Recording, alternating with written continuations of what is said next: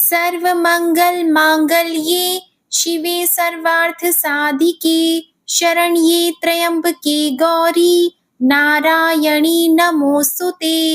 ओम श्री उमा महेश्वराय नमः। आप सभी को सावन मास के तीसरे मंगला गौरी व्रत की हार्दिक शुभकामनाएं। आज सावन मास का मंगलवार है और सावन मास के प्रत्येक मंगलवार को माँ मंगला गौरी का व्रत रखा जाता है। आज के दिन मंगला गौरी व्रत की कथा को सुनने से पति को लंबी आयु और संतान प्राप्ति होती है। इस व्रत को करने से माता पार्वती सदा सौभाग्यवती रहने का आशीर्वाद प्रदान करती है। तो आइए बड़ी ही श्रद्धा और भक्ति के साथ माँ मंगला गौरी की बड़ी ही दुर्लभ कथा को सुनिए। एक गांव में एक बुढ़िया माई रहती थी। बुढ़िया माई का एक बेटा था जिसका नाम भोला था। उसकी एक सुंदर पत्नी थी जिसका नाम रूपा था। भोला अपनी माँ का बहुत ख्याल रखता था। बहू बहुत सीधी सादी थी, लेकिन बुढ़िया माई दिन रात बहू से झगड़ा करती थी। एक दिन बुढ़िया माई ने घर आकर बताया, बहू सुन, मैं शिवजी के मंदिर से आ रही हूँ। वहाँ सब बातें कर रहे थे कि यदि सावन मास के सोमवार का व्रत करके अगले दिन मंगलवार को मंगला गौरी व्रत किया जाए तो भोले बाबा और माता पार्वती की कृपा से तुझे बेटा हो सकता है। तब रूपा ने कहा, लेकिन माँ जी, मैं तो केवल सोमवार का व्रत करती हूँ। ठीक है, अब आप कह रही हैं तो इस बार मैं दोनों व्रत करूंगी। बुढ़िया माई केवल उसे परेशान और भूखा रखने के लिए यह सब कह रही थी। उसने आगे कहा, अरे ऐसे व्रत नहीं करना है। दोनों दिन कुएं से 7 घड़े पानी लाकर शिवलिंग पर चढ़ाना है। रूपा यह सुनकर परेशान हो गई और उसने कहा, माँ जी, मैंने तो यह सब करते किसी को नहीं देखा है। यह सुनकर बुढ़िया माई को क्रोध आ गया। उसने कहा, मैं क्या झूठ बोल रही हूँ? यह केवल संतान प्राप्ति का उपाय है जो तुझे करना ही पड़ेगा। यह सुनकर रूपा चुप हो जाती है। कुछ दिन बाद सावन का महीना शुरू होता है। रूपा ने पहले सोमवार को सुबह पूजा पाठ शुरू कर दिया और 7 घड़े पानी कुएं से भरकर शिवजी पर चढ़ा दिया। कुआं मंदिर से काफी दूर था, इसलिए उसे काफी समय लग गया। यह सब करने में शाम हो गई। जब रूपा वापस आई तो देखा भोला बहुत गुस्से में घर के बाहर बैठा है। रूपा के पूछने पर उसने गुस्से में कहा, कहाँ चली गई थी? इतनी देर लगती है जल चढ़ाने में। घर में मेरी माँ भूखी बैठी है और तू घूम घूम कर पूरा गांव देख रही है। यह कहकर भोला ने उसे मारा। रूपा मार खाकर बिना कुछ खाए सो गई। अगले दिन उसकी सास ने कहा, बहू आज फिर से तुझे जल चढ़ाना है।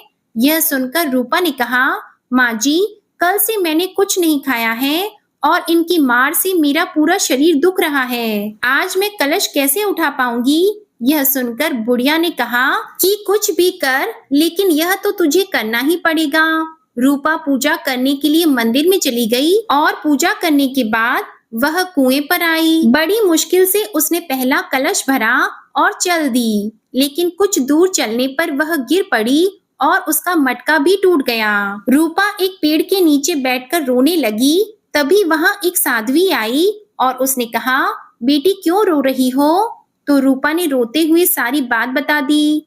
उसकी बात को सुनकर साध्वी ने कहा, बेटी तो एक काम कर, एक लोटा जल ले और उसमें से 7 बार थोड़ा थोड़ा जल शिवजी पर चढ़ा देना और घर जाकर अपनी सास से कहना, मैंने जल चढ़ा दिया। रूपा ने कहा, लेकिन यह तो झूठ होगा और मेरा मटका भी टूट गया है। तब साध्वी ने कहा, यह ले लोटा, इसमें जल भरकर चढ़ा दे और इसे घर ले जाना, लेकिन छिपाकर रख देना। रूपा ने बिल्कुल ऐसा ही किया। दोपहर को वह घर पहुंच गई। बुढ़िया माई के पूछने पर उसने वही बता दिया जो उस साध्वी ने बताया था। शाम को माँ मंगला गौरी की पूजा कर उपवास पूरा किया। इसी तरह 2 मंगला गौरी व्रत पूरे हो गए, लेकिन जब तीसरे व्रत की बारी आई तो बुढ़िया माई चुपचाप रूपा के पीछे गई। उसने सब कुछ देख लिया। बुढ़िया माई ने घर आकर अपने बेटे को सब बता दिया। भोला ने फिर रूपा को मारने के लिए जैसे ही हाथ उठाया, तब माता पार्वती प्रकट हो गई और उन्होंने कहा, रुक जा भोला, यह सुनकर भोला रुक गया। बुढ़िया माई माँ पार्वती के पैरों में गिर गई। भोला भी माँ से माफी मांगने लगा। माँ पार्वती ने कहा, माफी मांगनी है तो इससे मांग जो तेरे और तेरी माँ के जुल्म सहकर भी पत्नी धर्म निभा रही है। भोला ने रूपा से माफी मांगी। बुढ़िया माई ने कहा, बेटी मुझे माफ कर दे, तुझे परेशान करने के चक्कर में मैंने यह सब कहा था। रूपा ने कहा, इस संसार से मेरा मन भर गया है, आप मुझे अपने साथ ले चलिए। तब पार्वती माता ने कहा, ठीक है, आज से तू मेरी कृपा से जंगल में एक आश्रम बनाकर भक्ति करेगी, लेकिन इन दोनों को सजा मिलेगी। रूपा ने कहा, माँ इन दोनों को माफ कर दीजिए। यह सुनकर माँ पार्वती ने कहा, आज तुम्हारी बहू के कारण तुम्हें जीवन दान मिला है। जाओ इस लोटे को रख लो, तुम्हारे परिवार में कभी भी अन्न धन की कमी नहीं होगी। लेकिन मैं अपनी बेटी को साथ ले जा रही हूँ। माँ की कृपा से रूपा ने एक आश्रम बनाया जिसमें बहुत सी स्त्रियां जो घर में दुखी थी वे आकर भगवान की भक्ति करने लगी। बोलिए माँ मंगला गौरी की जय। बोलिए शंकर पार्वती भगवान की जय। अब सुनिए माँ मंगला गौरी की दूसरी पौराणिक कथा। एक समय की बात है, एक शहर में धर्मपाल नाम का एक व्यापारी रहा करता था। उसकी पत्नी बहुत सुंदर थी और उसके पास बहुत सारी धन संपत्ति थी, लेकिन उनके कोई संतान न होने के कारण वे दोनों पति पत्नी बहुत दुखी रहा करते थे।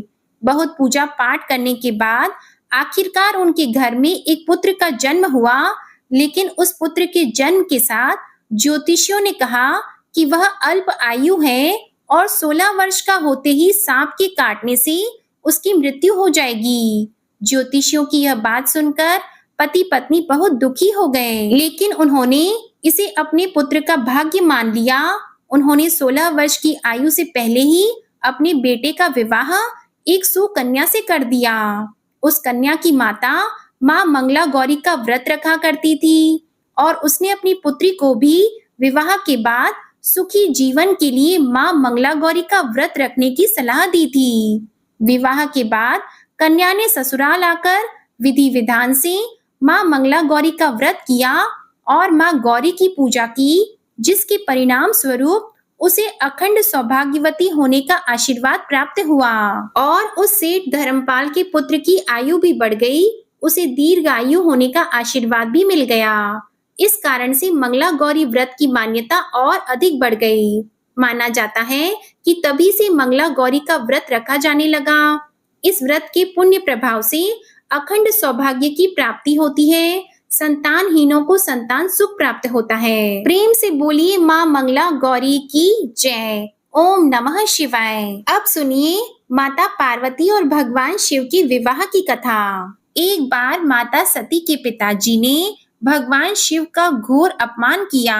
इससे दुखी होकर माता सती हवन कुंड में कूदकर अपनी जान दे दी और उसमें भस्म हो गई। माता सती ने मरते समय शिवजी से यह वर मांगा कि हर जन्म में आप ही मेरे पति हो।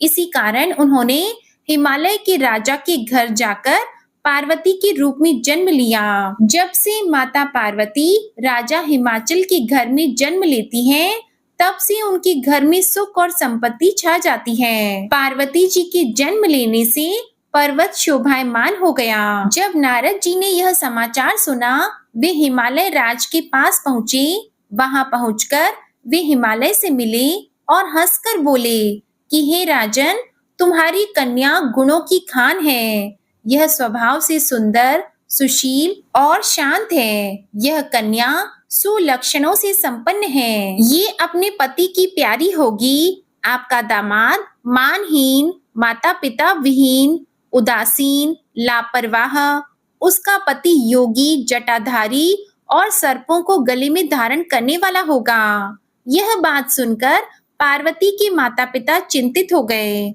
उन्होंने देवर्षि से उनका उपाय पूछा। तब नारद जी बोले, अगर शिवजी के साथ आपकी कन्या देवी पार्वती का विवाह हो जाए तो ये सारे दोष गुण के समान हो जाएंगे। अगर आपकी कन्या तप करे तो शिवजी ही उसकी किस्मत बदल सकते हैं। तब यह सुनकर पार्वती जी की माँ विचलित हो गईं। उन्होंने पार्वती जी के पिता से कहा, आप अनुकूल घर में ही अपनी पुत्री का विवाह करिएगा, क्योंकि पार्वती मुझे प्राणों से भी अधिक प्रिय है। पार्वती को देखकर माता मैना का गला भर गया। पार्वती ने अपनी माता से कहा, माँ, मुझे एक ब्राह्मण ने सपने में कहा है कि जो नारद जी ने कहा है उसे सत्य मानकर तप करो, यह तप तेरे लिए दुखों का नाश करने वाला होगा। यह सुनकर माता पिता को बड़ी खुशी हुई। उसके बाद माता पिता को बड़ी खुशी से समझाकर माता पार्वती तप करने के लिए चली गई और नारद जी भी उन्हें तप करने के लिए आज्ञा दे दिए। पार्वती जी ने शिव जी को पति के रूप में पाने के लिए घोर तपस्या आरंभ कर दी, लेकिन शिव जी को सांसारिक बंधनों में कदापि रुचि नहीं थी। इसलिए पार्वती जी ने अत्यंत कठोर तपस्या की ताकि शिव जी प्रसन्न होकर उनसे विवाह कर ले। शिव जी माता पार्वती की तपस्या को देख और समझ रहे थे। उन्होंने माता पार्वती की परीक्षा लेने के लिए सप्त ऋषियों को भेजा। सप्त ऋषियों ने माता पार्वती से जाकर पूछा, हे कन्या, तुम किसके लिए इतना कठिन तप कर रही हो? तब माता पार्वती ने सकुचाते हुए कहा कि आप लोग मेरी मूर्खता को सुनकर हंस देंगे। मैं शिव जी को अपना पति बनाना चाहती हूँ। पार्वती जी की बात सुनकर सभी सप्त ऋषि हंसने लगे और बोले कि हे परम सुंदरी कन्या, तुमने उस नारद का उपदेश सुनकर शिव को अपना पति माना है, जो सब कुछ चौपट कर देता है। उस नारद की बातों पर विश्वास करके तुम ऐसा पति चाहती हो जो स्वभाव से गुणहीन, उदासीन, निर्लज, बुरी भेष वाला, बिना घर वाला, नंगा और शरीर पर नागों को धारण करने वाला है। ऐसे वर के मिलने से कहो तुम्हें क्या सुख मिलेगा। हे कन्या, हमारी तो यही राय है कि तुम अभी के अभी यह तप छोड़कर अपने राजमहल को जाओ और अपने पिता से कहकर एक सुयोग्य राजकुमार से विवाह करो और सुखपूर्वक जीवन व्यतीत करो। हमारा कहना मानो, हमने तुम्हारे लिए बहुत अच्छा वर चुना है। हमने तुम्हारे लिए वह वर चुना है जो लक्ष्मी के स्वामी और वैकुंठपुरी का रहने वाला है। तब पार्वती जी उनकी बात सुनकर बोली, हे ऋषिवर, मेरा हट पर्वत के समान मजबूत है। मैं अपना यह जन्म शिव के लिए हर चुकी हूँ। मेरी तो करोड़ जन्मों तक यही जिद रहेगी। पार्वती की यह बात सुनकर सप्त ऋषि बोले, आप माया हैं और शिव भगवान हैं। आप दोनों समस्त जग के माता पिता हैं। हमने भगवान शिव के कहने पर आपकी परीक्षा ली है। हे देवी, हमें क्षमा करना। यह कहकर सप्त ऋषि माता पार्वती को प्रणाम करके वहां से चले गए। अब देखिए, वह सप्त ऋषि भगवान शिव के पास जाकर सारी व्यथा को सुनाते हैं। तब भगवान शिव ने निर्णय लिया कि मैं स्वयं जाकर पार्वती की एक बार परीक्षा अवश्य लूंगा। अब क्या था, वर्षों तपस्या करने के बाद एक दिन पार्वती जी के पास एक ब्रह्मचारी आया। ब्रह्मचारी तपस्विनी पार्वती के अग्र स्वीकार करने से पूर्व बोल उठा, तुम्हारे जैसी हे परम सुंदरी, तुम्हारे जैसी कुमारी क्या तपस्या करने के योग्य है? मैंने दीर्घ काल तक तप किया है, चाहे तुम मेरा आधा या पूरा तप ले लो, किंतु तुम इतनी कठिन तपस्या मत करो। किंतु पार्वती जी ने ऐसा अपेक्षा का भाव दिखाया कि ब्रह्मचारी 2 क्षण के लिए रुक गया। फिर बोला, योग्य वर में 3 गुण होते हैं, सौंदर्य, कुलीनता और संपत्ति। इन तीनों में से शिव के पास एक भी नहीं है। नीलकंठ, त्रिलोचन, जटाधारी, विभूति पोते, सांप लपेटे, शिव में तुम्हें कहाँ सौंदर्य दिखता है? उनके संपत्ति का तो कहना ही क्या, नग्न रहते हैं, चमड़ा लपेटे रहते हैं। कोई नहीं जानता कि उनकी उत्पत्ति कैसे हुई है, उनके माता पिता कौन हैं। अब देखिए, ब्रह्मचारी पता नहीं क्या क्या कहता रहा, किंतु अपने आराध्य की निंदा माता पार्वती जी को अच्छी नहीं लगी, इसलिए वे अन्यत्र जाने को उठ खड़ी हुई। तब शिव जी उनकी निष्ठा देखकर ब्रह्मचारी रूप त्याग कर प्रसन्न होकर उन्हें विवाह करने का वरदान देते हैं। माता पार्वती अपने तप को पूर्ण होते देखकर घर को लौट आई और अपने माता पिता से सारा वृतांत कह सुनाया। अपनी दुलारी बेटी की कठोर तपस्या को फलीभूत होता देखकर माता पिता के आनंद का ठिकाना ही नहीं रहा।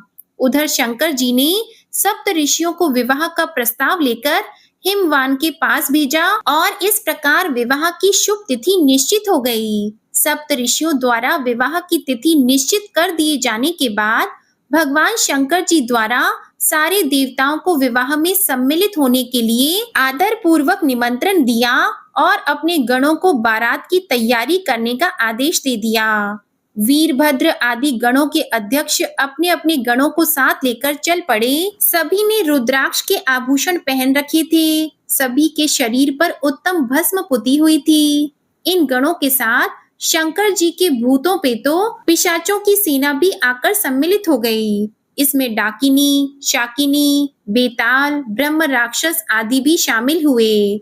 इन सभी के रूप, रंग, आकार, प्रकार, वेशभूषा, हाव भाव आदि सभी कुछ अत्यंत विचित्र थे। किसी के तो मुख ही नहीं थे और किसी के बहुत से मुख थे। कोई बिना हाथ पैर के था तो कोई बहुत से हाथ पैरों वाला था। उन सब ने अपने अंगों पर ताजा खून लगा रखा था। कोई अत्यंत पवित्र और कोई अत्यंत अपवित्र। उनकी आभूषण बड़े ही डरावने थे। उन्होंने हाथ में नर कपाल ले रखा था। वे सब के सब अपनी तरंग में मस्त होकर नाचते, गाते और मौज उड़ाते महादेव शंकर जी के चारों ओर एकत्रित हो गए। चंडी देवी बड़ी प्रसन्नता के साथ उत्सव मनाती हुई भगवान रुद्र देव की बहन बनकर वहां आ पहुंची। उन्होंने सांपों के आभूषण पहन रखे थे। वे प्रेत पर बैठकर अपने मस्तक पर सोने का कलश धारण किए हुई थी। धीरे धीरे वहां सारे देवता भी एकत्रित हो गए। उस देव मंडली के बीच में भगवान विष्णु गरुड़ पर विराजमान थे। पितामह ब्रह्मा जी भी उनके पास में मूर्तिमान तथा परिजनों के साथ उपस्थित थे। देवराज इंद्र भी कई आभूषण पहनकर अपने ऐरावत गज पर बैठकर वहां पहुंचे थे। सभी प्रमुख ऋषि भी वहां आ गए। श्रेष्ठ गंधर्व, किन्नर भी शिवजी की बारात की शोभा बढ़ाने के लिए वहां पहुंच गए थे। उनके साथ ही सभी जग माताएं, देव कन्याएं, देवियां तथा पवित्र देवांगनाएं भी वहां आ गई थी।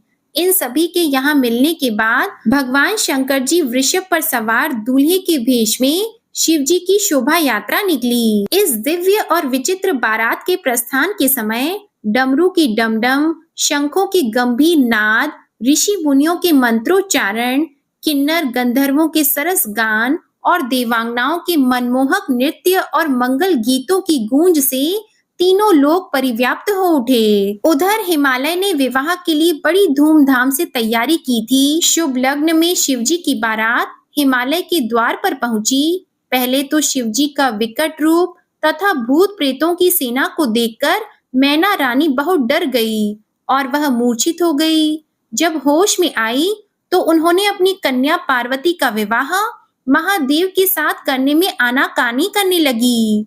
अब माता पार्वती अपनी माँ मैना रानी को समझाने बुझाने लगी, लेकिन माँ मैना रानी बिल्कुल भी तैयार नहीं हुई। उनका हठ था कि वे उस अघोरी, उस भस्मधारी, उस नग्न रहने वाले जटाधारी से विवाह अपनी पुत्री का नहीं करेगी। अब क्या था, माता पार्वती ने भगवान शिव से हाथ जोड़कर प्रार्थना की और कहा, हे मेरे स्वामी, हे मेरे नाथ, आप तो अति सुंदर हैं। आप अपने इस सुंदर और मनमोहक रूप का दर्शन मेरी माता को कराइए, जिससे कि हमारा विवाह संपन्न हो सके। हे देव, मेरी आपसे विनती है। अब देखिए, माता पार्वती की इतनी विनती करने पर भला भगवान शिव क्यों नहीं प्रसन्न होते। उन्होंने उसी क्षण अपना भेष बदला। जब मैना रानी ने अपने सामने करोड़ों कामदेवों को लज्जित करने वाला 16 वर्ष की अवस्था परम लावण्य रूप देखा, तो वे अपनी सुध बुध भूल गई और शंकर जी पर अपनी कन्या के साथ ही अपनी आत्मा को भी न्यौछावर कर दिया। अब इस प्रकार जब विवाह का समय आया तो राजा हिमवान कुछ सकुचाने लगे। उनके मन में कुछ संशय था। इस संशय को देखते हुए भगवान विष्णु ने अपना रूप हिमवान में परिवर्तित कर दिया। यह दृश्य देखकर सभी देवगण अचंभित हो गए कि उनके पिता के होते हुए भी माता पार्वती का कन्यादान भगवान विष्णु क्यों कर रहे हैं। तब ब्रह्मा जी ने कहा, क्योंकि वे पार्वती के प्रिय भ्राता हैं और महाराज हिमवान भगवान विष्णु के ही अंश थे, अतः इसलिए विष्णु जी माता पार्वती का कन्यादान कर रहे हैं। यह सुनकर सभी देवगण आश्वस्त हो गए और इसी प्रकार से माता पार्वती का विवाह संपन्न कराया गया। अंततः वह शुभ घड़ी आ गई जिसकी प्रतीक्षा सभी को थी और वह शुभ मंगल बेला साक्षी बना महादेव एवं माता पार्वती के दिव्य अखंड विवाह का। किंतु सत्य तो यह भी था कि महाराज हिमवान ने शंका युक्त होकर देवी पार्वती का कन्यादान किया था, जिसके परिणाम स्वरूप उन्हें मोक्ष की प्राप्ति नहीं हुई और वे सदा के लिए धरा पर ही रह गए।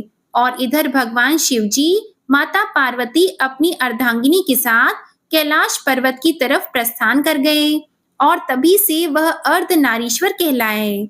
उन्होंने अपना आधा शरीर माता पार्वती में समाहित कर दिया और उन्हें वचन दिया कि हे देवी, मैं जन्मों जन्मों तक, युगों युगों तक अब आपको अपने से कभी भी दूर नहीं होने दूंगा। प्रेम से बोलिए पार्वती पतिये हर हर महादेव, ओम नमः शिवाय। प्रिय भक्तजनों, आपको आज की कथा पसंद आई हो तो वीडियो को लाइक करिएगा, शेयर करिएगा, कमेंट में भगवान भोलेनाथ और माता पार्वती माँ मंगला गौरी की जय लिखिएगा और चैनल को जरूर सब्सक्राइब करिएगा।